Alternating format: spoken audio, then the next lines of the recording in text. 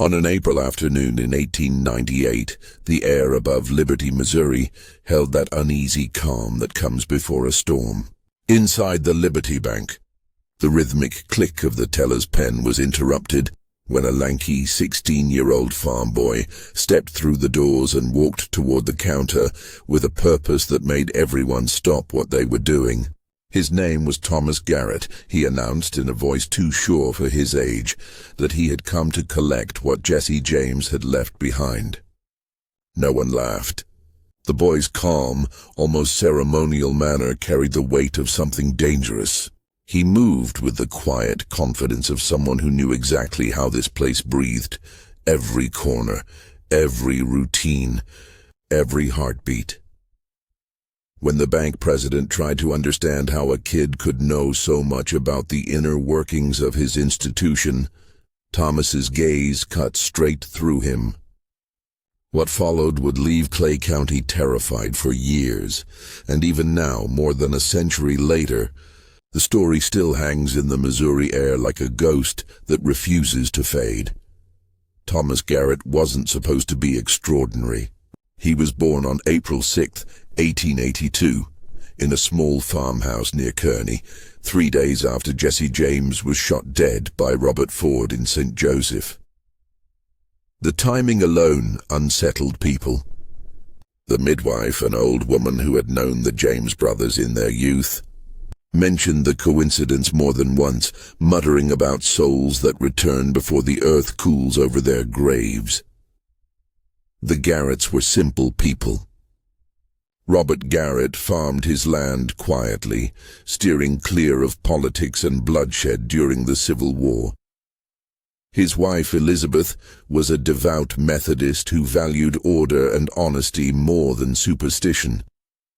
There were no family legends, no whispered ties to outlaws, no fascination with rebellion, just good clean work and church on Sundays.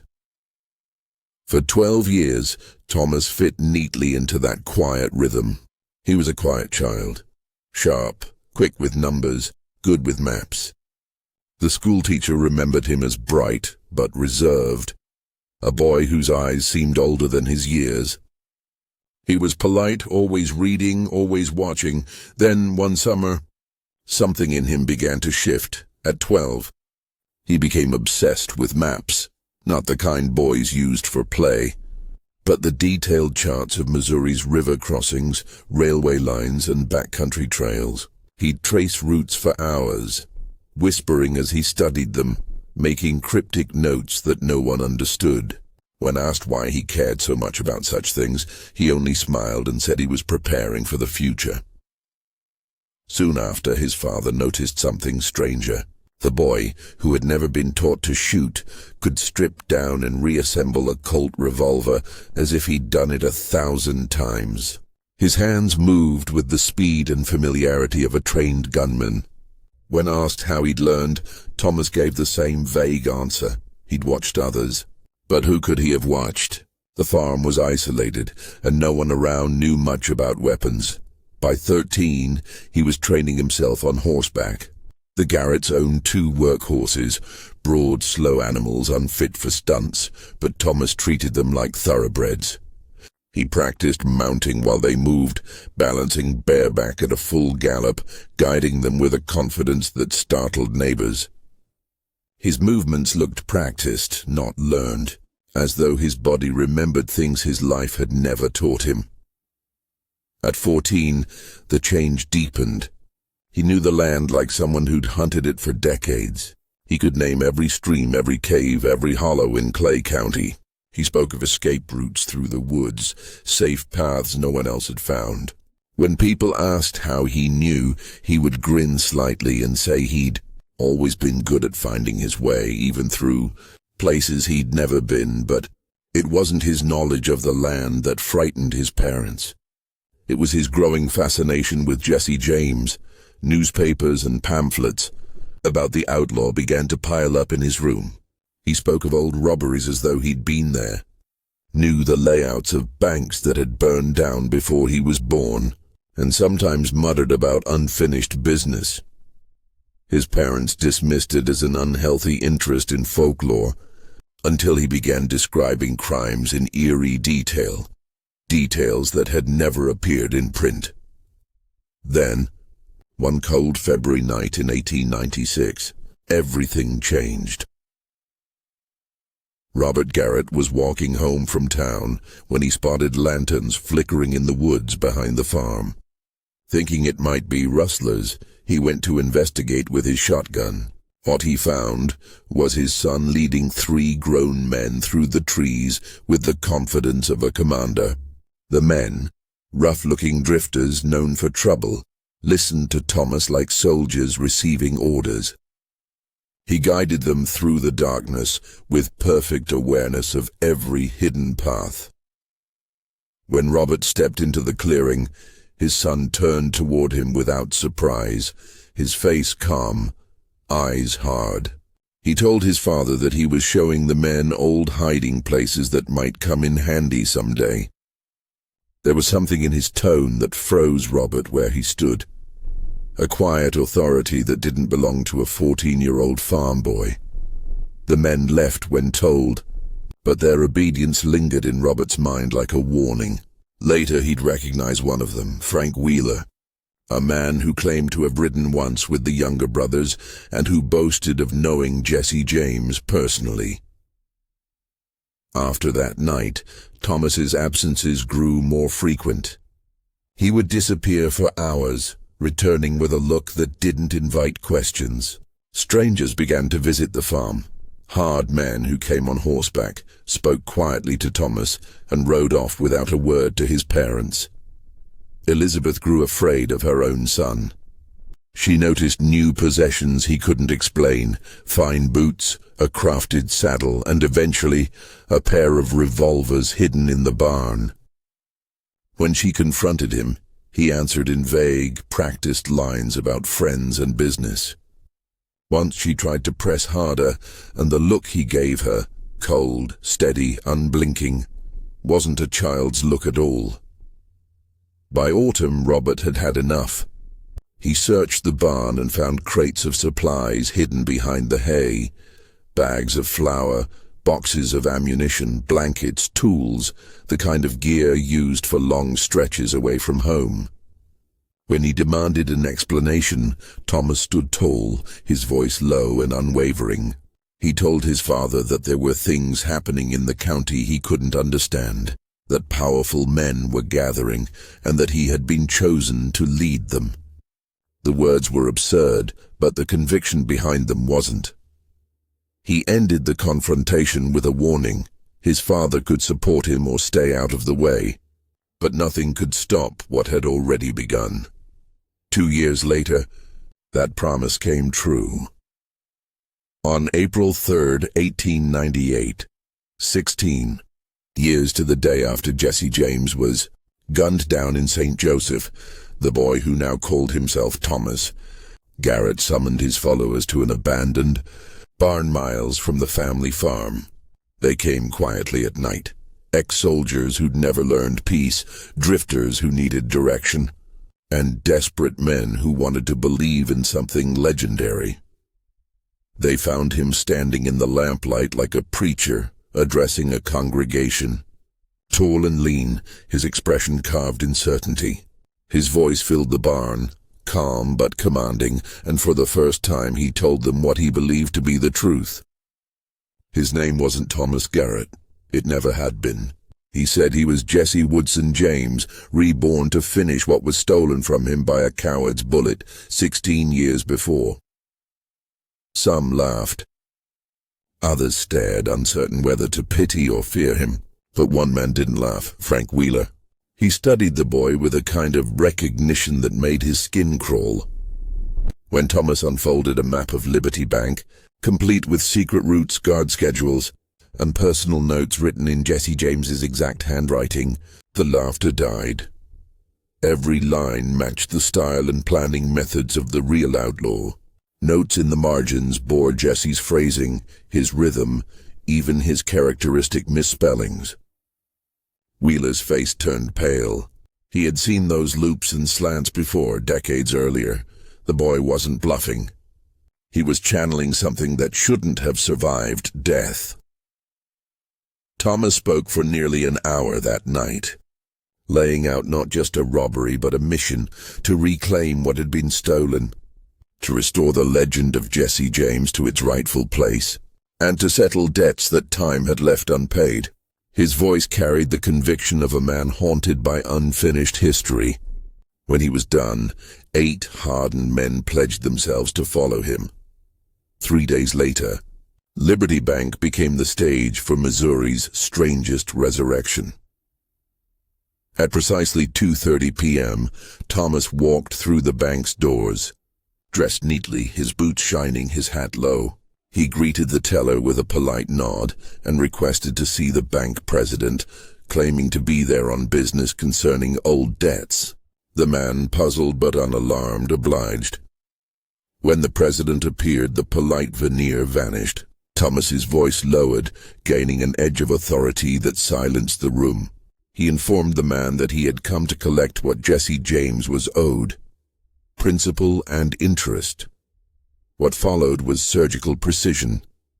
He directed the employees' movements as if he'd rehearsed them, knowing exactly which one might panic and which would comply. He moved through the office like he was walking through memory. Every turn, every gesture mirrored accounts from Jesse's original robberies decades earlier. He left with 247, the exact amount Jesse James had taken in his first Liberty Bank heist in 1870. And before leaving, he turned to the room and declared that this was only the beginning, that Jesse James had returned to reclaim every debt that had been left unpaid. When he stepped outside, Samuel Hayes was waiting with a horse. Together they vanished down the dirt road, taking routes through wooded ravines that local lawmen later realized had been laid out generations earlier by the original James gang. The sheriff organized a posse within the hour, but every path they followed turned into an ambush zone, clearly planned by someone who understood pursuit tactics intimately. By the time they gave up the chase, one thing had become undeniable. Whoever Thomas Garrett was, he wasn't guessing. He was remembering.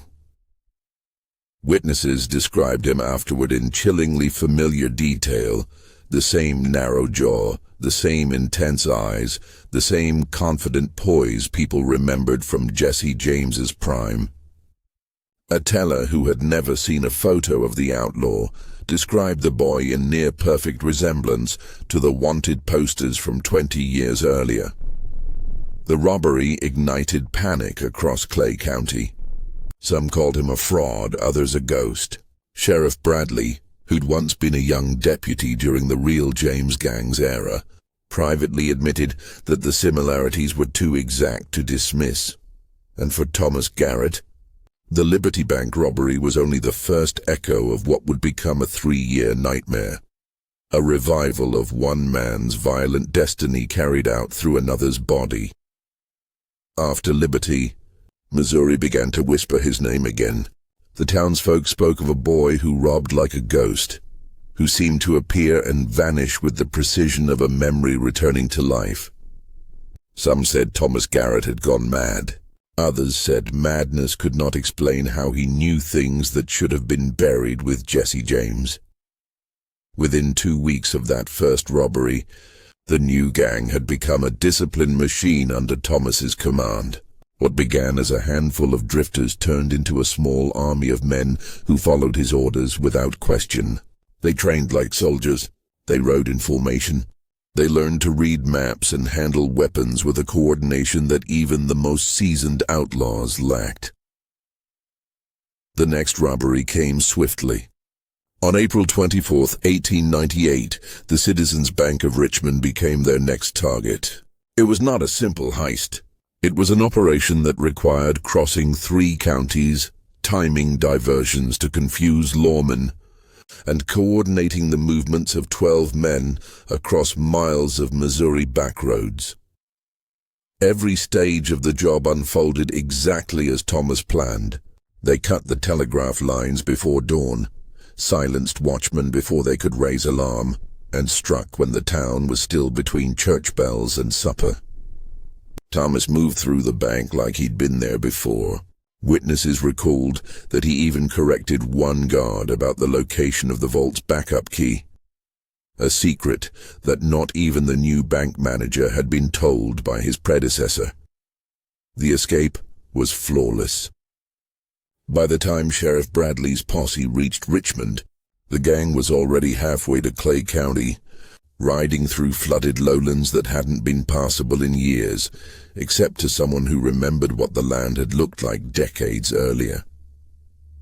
In the weeks that followed, stories about the boy outlaw spread through Missouri like wildfire. Newspapers struggled to describe him, a teenager with the cunning of a veteran, a child who spoke of wars he could not have fought, a ghost wearing another man's skin. Sheriff Bradley began collecting statements, hoping to find logic in the chaos.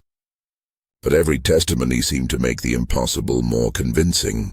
People described Thomas's voice as older than his years, steady and deep, commanding like a man used to being obeyed.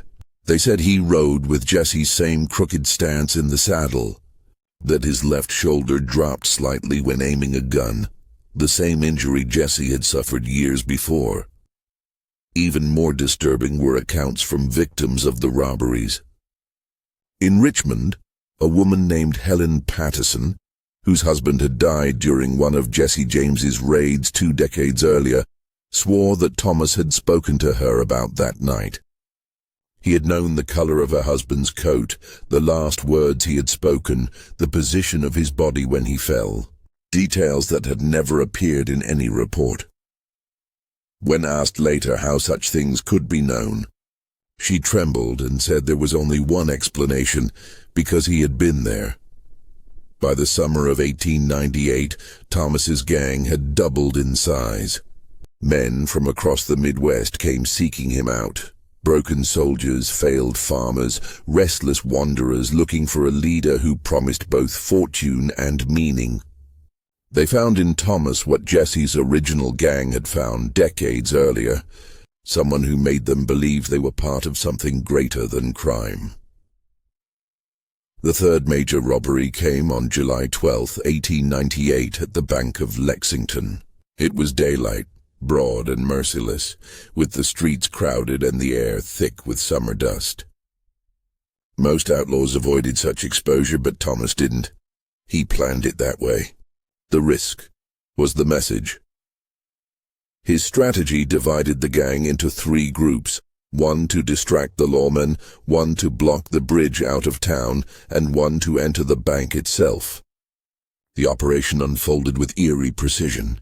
They struck at noon, executed the robbery, and vanished within minutes. Not one man was killed, and not a single clue was left behind. Witnesses described Thomas's composure as unnatural. There was no fear, no hesitation. He moved as though following a script already written. The tellers recalled that he smiled politely as he took their keys and opened the vault, even returning a dropped handkerchief to one woman before leaving. After Lexington, there was no more talk of coincidence. The people of Missouri began to divide into 2 camps, those who feared him and those who believed in him. To some he was a criminal prodigy. To others he was Jesse James resurrected to avenge old injustices. In liberty, his mother prayed for him every night. His father stopped speaking about him altogether. When neighbors asked, Robert Garrett simply said that his son was gone. What haunted Elizabeth most was not what Thomas did, but how he changed. When he came home on rare nights, he spoke of people long dead, men from the war, gang members who'd perished decades before, battles fought in the 1860s. He spoke of them like a man remembering old comrades, not reading from history. Sometimes he would pause mid-sentence, staring into the distance as if watching scenes invisible to everyone else. He described the smell of gunpowder, the weight of a saddle after rain, the way blood steamed in cold air. His mother said it was like listening to someone recall their own death. Dr. Harrison, the physician who had set Thomas's arm when he was a boy, met him by chance that fall. He later told reporters that the boy he'd known was gone. What stood before him was someone harder, colder, older. The quiet farm child had become a man with the eyes of a killer who'd lived many lives. The transformation didn't stop at his manner. Even his speech had changed. He no longer spoke like a young man of the 1890s, but used phrases and expressions that had fallen out of fashion since the 1860s. It was as if his very voice had stepped backward through time. By October of 1898, the boy outlaw had become something darker. The earlier restraint that had marked his first crimes began to fade. The next robbery at the First National Bank of Warrensburg turned violent. A guard tried to draw his weapon, and Thomas shot him without hesitation. The wound wasn't fatal, but the act chilled every witness. There had been no anger in him, no fear, only cold calculation. The man who had once avoided bloodshed now seemed indifferent to it. Those who saw him said it was as though he'd accepted violence as routine. When the wounded guard gasped his name, Jesse, Thomas looked down, and for a fleeting moment, the expression on his face wasn't that of a teenager at all. He whispered something about Northfield, referencing a battle that had taken place 20 years before between Jesse's gang and Minnesota townsmen. The guard had fought there. There was no way the boy could have known. By the dawn of 1899, Missouri lived in the shadow of a second Jesse James. The bounty on Thomas's head surpassed that of any outlaw before him. Yet he didn't flee the state or hide in distant territories. Instead, he made his intentions public.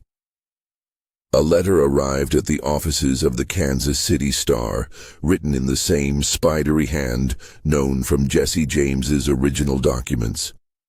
It declared that the cowardly betrayal of 1882 would be avenged, that those who profited from it would pay, and that Missouri would remember that justice delayed is not justice denied. The letter named names, governors, bankers, families of those who'd conspired with Robert Ford. Its authenticity stunned the public. Experts compared it to Jesse's known handwriting and found it indistinguishable. The paper ran it on the front page under the headline, "Jesse James Returns from the Grave."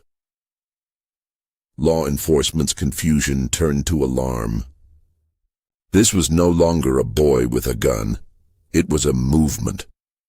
When February 14th, 1899 arrived, the Merchants' Bank of Sedalia was robbed in perfect imitation of a heist Jesse had committed 17 years before. Same date, same timing, same methods. The parallels were so exact that old witnesses began to wonder if time itself had folded. Even stranger were reports from townsfolk who had helped him. Farmers, blacksmiths, even preachers provided food, shelter, or horses. They said Thomas convinced them he was not stealing for greed, but reclaiming justice. His words carried the fervor of faith. He spoke of corruption, of betrayal, of debts that had to be settled. Sheriff Bradley's reports to Jefferson City grew desperate. He warned that the boy was no longer just an outlaw. He was becoming a symbol. Communities were beginning to hide him, mislead the marshals, and whisper about redemption through rebellion. The state was on the verge of something dangerous, something close to worship. By spring, the federal government intervened. Dozens of officers poured into Missouri, led by Captain William Hayes, a veteran of frontier wars. Their orders were simple: bring in Thomas Garrett, dead or alive. But for every trap they set, Thomas was already gone before they arrived. For every ambush they prepared, he chose another road. It was as if he could see their plans before they were made. His knowledge of law enforcement tactics was too sharp, too detailed, too old. By summer, he commanded more than 30 men. Former soldiers rode beside him, their loyalty absolute. Some said he had even turned a few deputies to his side, convincing them that the law itself was corrupt. Each new crime deepened the mystery. He would leave notes at the scenes, taunting, personal, written in Jesse's familiar slant. Sometimes they contained private information about the officers hunting him, names of wives, children, debts. The messages ended with a phrase that became infamous across Missouri: "Some debts can only be paid in blood." The robberies continued: Clinton, Butler, Warrensburg again. Each one perfectly timed, each one echoing Jesse's old methods, and always the same uncanny awareness of details he couldn't possibly have known. He knew where hidden safes were built, where banks kept backup ledgers, where a forgotten tunnel could offer an escape.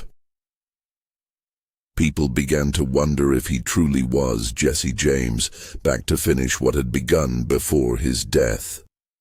As the year bled toward its end, Missouri trembled beneath his legend. Towns boarded their bank windows. Farmers whispered prayers before sundown. Mothers kept their sons from wandering past dusk, afraid that the ghost of an outlaw might look at them and see himself. And through it all, Thomas Garrett rode on, half boy, half resurrection, his shadow stretching farther each day, blurring the line between man and myth, life and whatever comes after. By the time summer gave way to the heavy heat of August 1899, the state of Missouri no longer slept soundly. Each night, lawmen patrolled roads that wound between shadowed cornfields, half expecting to glimpse the ghostly figure of a boy on horseback. Every robbery, every strange letter left behind, seemed to pull the past a little closer to the present, until even the most skeptical observers began to question the line between life and death. Thomas Garrett's reputation had transformed from rumor to religion. For some, he was vengeance reincarnate, proof that a spirit wronged could not rest. For others, he was a monster wearing another man's face. But one truth could not be denied. Wherever he rode, the world bent around him as though destiny itself had given him a second chance. The gang had grown beyond recognition. Men came from Kansas, Arkansas, and even as far as Texas to ride under him. They spoke of his leadership with reverence, calling him the captain instead of the boy. Under his command, robberies unfolded with the precision of military campaigns. His maps were works of art, drawn by hand, annotated with calculations so meticulous they looked like blueprints for war. Their next major target was the Farmers' Bank in Butler. It was late July when the gang descended upon the quiet town. The air shimmered with heat, cicadas screamed in the trees, and the streets stood empty in the noon sun. Thomas moved through the bank like a man possessed, issuing quiet commands while others followed with mechanical obedience. At one point, he walked straight to a specific floorboard near the vault, pried it open, and lifted out a box containing hidden reserves that only 2 people alive knew existed. The bank president later swore he had told no one of that compartment, not even his own family. How the boy found it remained an unsolved question that would haunt him until his death. After Butler, the pattern grew darker. Witnesses began to describe Thomas's eyes in ways that sounded less human. How they seemed to shift between calm blue and something almost amber when he was angry. Some said his voice had changed again, deepened into the tone of a grown man hardened by battle. Those who heard him speak in those moments swore they were listening to Jesse himself. Frank Wheeler, once proud to serve as second in command, had begun to fear him. He couldn't reconcile the child he'd met 3 years earlier with the man now commanding them. Thomas rarely slept, spending nights poring over Jesse's old journals, muttering about debts and betrayals. His moods swung between cold calculation and violent rapture. He began to speak of destiny, of a circle that had to be closed. And when he talked about finishing the work, no one dared ask what he meant. The robberies continued, each one mirroring some fragment of Jesse's original legacy. The Citizens Bank in Clinton, the Missouri Pacific train near Otterville, the Merchants Exchange in Independence, all struck with uncanny precision. Each time, Thomas left behind a message carved into wood or written in blood. Jesse rides again. But beneath the surface of this eerie revival, the man behind the myth was beginning to fracture. He had become obsessed with people connected to Jesse's downfall. Surviving relatives of Robert Ford were harassed. Old associates of the Pinkertons reported receiving anonymous letters written in the same tight, slanted handwriting Jesse had used. Some claimed to have heard a man's voice outside their homes at night calling them traitors. Even among his gang, Thomas's temper grew unpredictable. When a new recruit questioned one of his plans, he shot the man in the leg and left him behind in the woods. The others understood that defiance meant death. Samuel Hayes, who had been with him since the beginning, tried to reason with him, but reason had stopped being part of Thomas's world. He began speaking of visions, dreams of the past that felt more like memories. In those dreams he rode beside men long dead, reliving raids that had ended before his birth. He described them in perfect detail, the smell of the horses, the sharp sting of gunfire, the echo of Jesse's laughter cutting through the smoke. It was as if his mind had become a window, and through it the old outlaw was watching the world again. By September, the legend had consumed him completely. The robbery of the Missouri Pacific train that autumn turned his myth into a movement.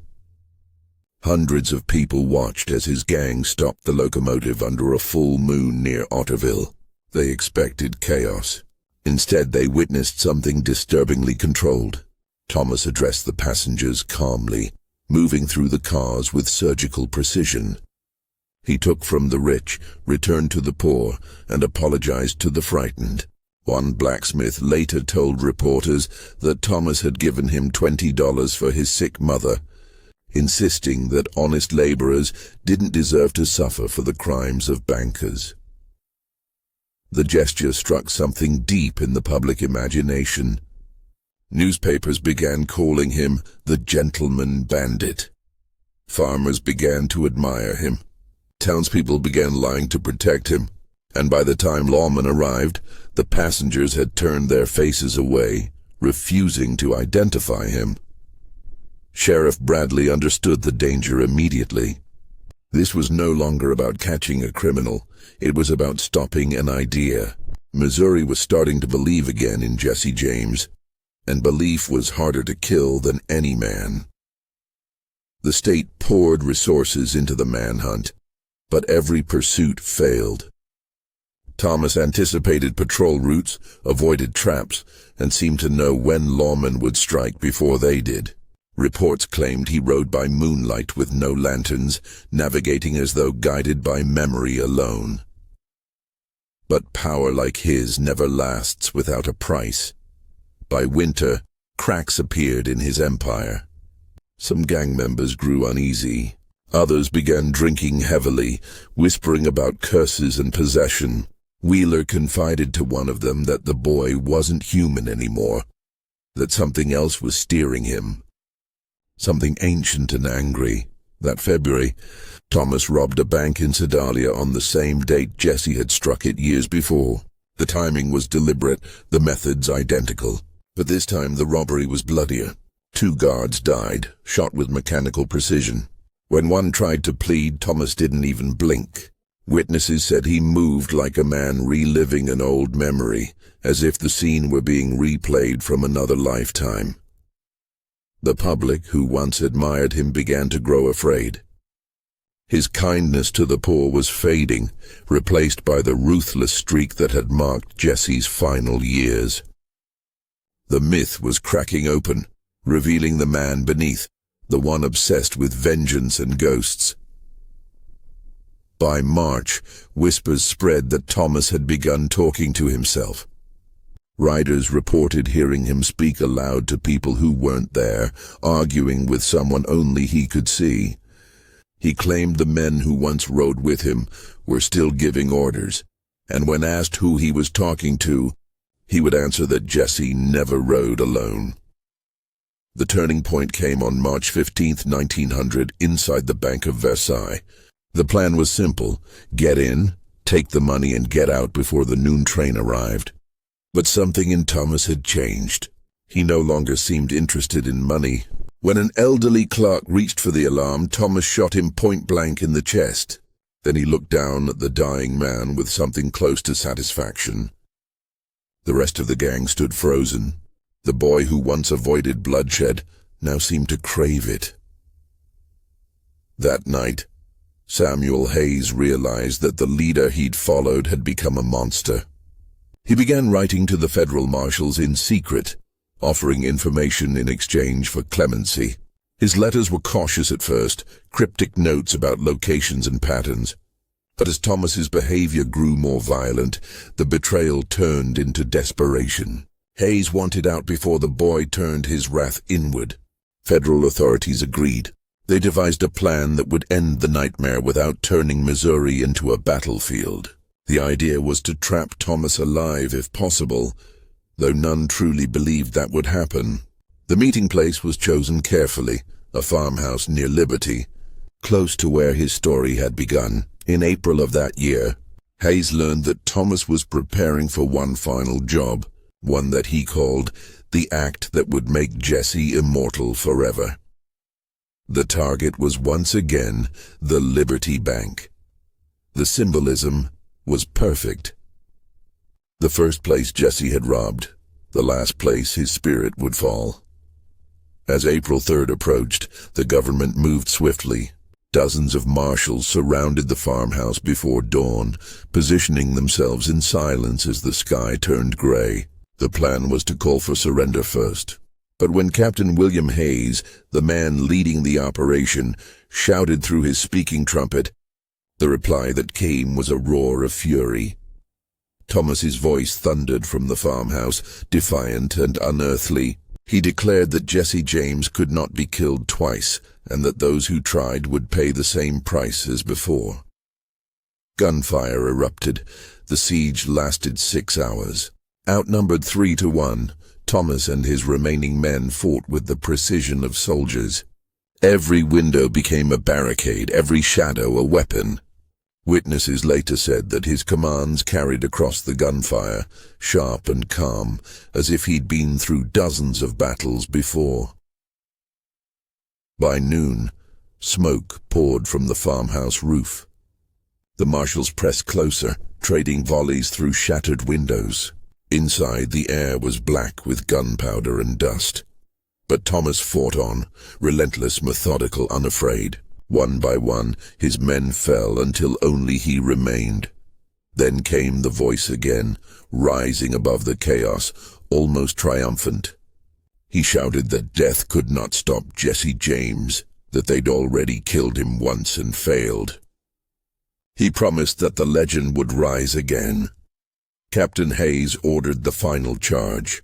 The marshals stormed the house, and in the blur of bullets and fire, Thomas fell. He was shot through the chest, collapsing amid the ruins of his rebellion. But as he lay dying, he managed one last sentence. His lips moved around the words like a promise written in blood. He told Hayes that this wasn't the end, that Jesse James didn't stay dead, and that none of them would sleep peacefully again. He died at exactly 6:47 p.m. April 3rd, 1900, 18 years to the day and nearly to the minute, after Jesse James had been shot by Robert Ford. And just like that, the reincarnation ended, or so it seemed. The farmhouse smoldered through the night, embers glowing over the fields like a second sunset. Lawmen stood in silence around the body, unable to decide what they had really killed. A boy who'd gone mad, or a spirit that refused to die. But what they would find in his belongings would turn even the skeptics into believers, and ensure that the name Thomas Garrett would never again be spoken without a shiver. After the gunfire faded and the farmhouse finally fell silent, the marshals moved in through the smoke. The air smelled of charred wood, blood, and the sharp tang of spent powder. The boy who had haunted Missouri for 3 long years lay still among the wreckage, his eyes half open as though he was still watching them. The wind rattled the windows of what remained of the old house, and for a brief moment, every man there felt the same thing, a strange, unspoken certainty that something far greater than a death had just occurred. Captain Hayes stood over the body, unsure what to write in his report. The boy's face, soot-streaked and serene, looked older in death than it had in life. His features bore that familiar echo, the faint resemblance that had made so many whisper Jesse James's name in fear. Some men claimed that as Thomas exhaled his last breath, they heard what sounded like faint laughter carried on the wind. No one admitted it aloud. The body was taken to Liberty for identification. The townspeople gathered in silence as the wagon rolled by, mothers clutching their children's hands, old men muttering prayers. To them, Thomas Garrett wasn't just a criminal. He was a mirror held up to Missouri's past, reflecting everything they'd tried to bury. The federal agents searched the farmhouse thoroughly. What they found there would unsettle even the most rational among them. In a leather saddlebag near his bed, they discovered an old journal wrapped in oilcloth. The cover was cracked with age, the pages brittle and yellowed. At first, they assumed it was another forgery, one of the many props Thomas had used to sustain his masquerade. But when they compared the handwriting to verified samples from the original outlaw, the match was undeniable. It was Jesse James's personal journal, believed lost since the night he died in 1882. The entries began in 1881, written in Jesse's distinctive looping hand, accounts of robberies, hideouts, and bitter reflections on betrayal. But then, the writing continued past April 1882. The dates leapt forward into the 1890s, describing events from Thomas Garrett's own life, robberies, hideouts, the organization of a new gang.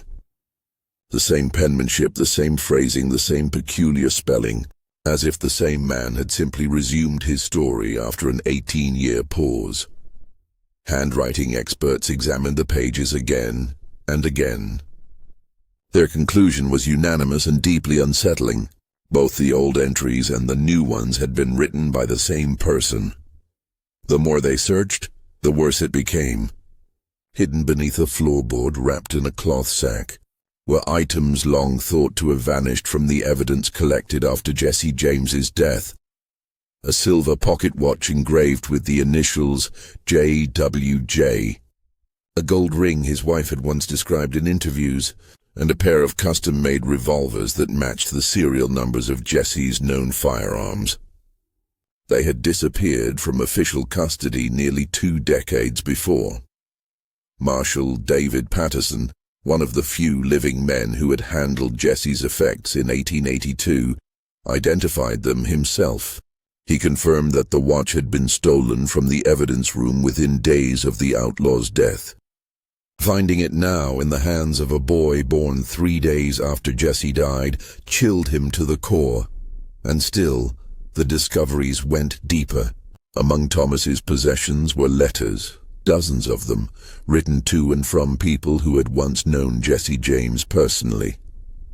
The letters addressed the recipient as Jesse and discussed plans, robberies, and even private jokes known only to members of the old gang. One letter, signed by a woman named Sarah Mitchell in Arkansas, spoke of relief upon hearing from him again, of how the world had changed, but how his mission was not yet finished. Investigators tracked her down. She was an elderly woman now, but when shown a photograph of Thomas Garrett, she wept. She said she had known Jesse James when she was young, and that this boy was him. The same eyes, the same voice, the same turn of phrase. No one could explain how Thomas had acquired such artifacts, or such knowledge, or why so many who had known the original outlaw swore they recognized him. The rational explanations, stolen records, coincidence, obsession, crumbled against the sheer volume of impossibilities. By December of 1900, the official investigation had reached its uneasy conclusion. The government's final report claimed that Thomas Garrett's crimes were the product of extraordinary intelligence, access to lost historical material, and manipulation of surviving associates. Yet in private, letters exchanged between Captain Hayes and other officials told a different story, one of quiet fear. Hayes wrote that he had looked into the eyes of something that wasn't bound by normal rules, that he believed he had killed the same man twice. The journal, the letters, and the relics were seized and classified. The public was told little beyond the official statement that the case was closed. But inside the communities that had seen the legend unfold, belief spread faster than truth could suppress it. Dr. Edmund Walsh, a physician from Chicago who specialized in the study of abnormal psychology, came to Missouri that winter. He interviewed witnesses, examined the evidence, and published an article that still circulates among scholars of the unexplained. He wrote that Thomas Garrett displayed cognitive and behavioral patterns impossible for any 16-year-old to possess, knowledge of events before his birth, habits and skills that would take decades to develop, and a personality shift so complete that it resembled an entirely different consciousness inhabiting the same body. The doctor's words were clinical but haunted. He admitted that science could not account for what had happened, that human consciousness might reach beyond the limits of death in ways no theory could explain. In the months following the siege, Missouri seemed to exhale. The robberies stopped.